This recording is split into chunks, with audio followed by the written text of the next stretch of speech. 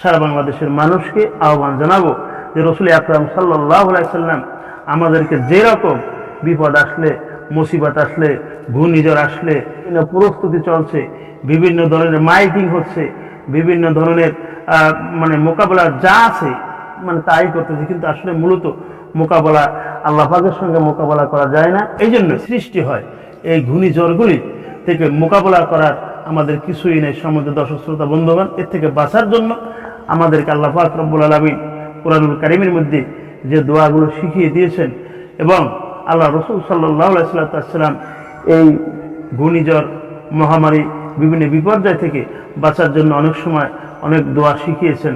সেই দোয়ার মধ্যে ঘূর্ণিঝড় হলে, এই যেমন ঘূর্ণিঝড় রিমাল চলছে, সিগন্যাল নম্বর 10 চলছে, এরপরে বিভিন্ন আল্লাহুম্মা হাওয়ালাইনা ওয়া আলাইনা, আল্লাহুম্মা হাওয়ালাইনা ওয়া আলাইনা, এই দোয়াটা শিখিয়েছেন।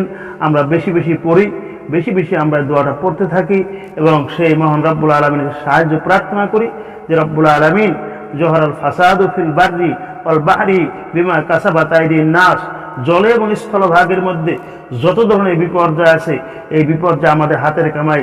এ মাওলা হে, তুমি আমাদেরকে কঠিন এই মুসিবত থেকে, এই ঘূর্ণিঝড় থেকে, এই সুপার সাইক্লোন থেকে, এই ঘূর্ণিঝড় রিমাল থেকে তুমি আমাদেরকে হেফাজত করো, তুমি আমাদেরকে ক্ষমা করো, তোমাদের পাপ রাশি ক্ষমা করো।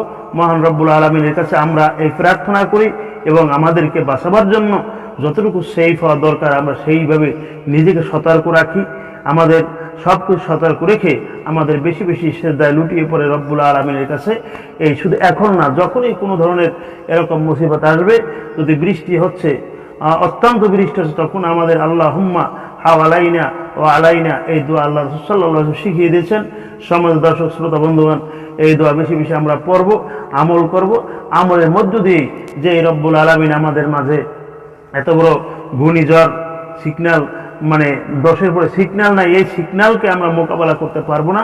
আমরা পারবো যেই সৃষ্টিকর্তা, যেই মহান রব্বুল আলামিন আমাদের মাঝে যেই ঘূর্ণিঝড়ের আবির্ভাব করেছেন, সেই ঘূর্ণিঝড় থেকে আল্লাহ পাক আমাদের হেফাজত করবেন, আমাদের জানমাল হেফাজত করবেন, বাংলাদেশকে হেফাজত করবেন, বাংলাদেশ সম্পদ হেফাজত করবেন, বাংলাদেশের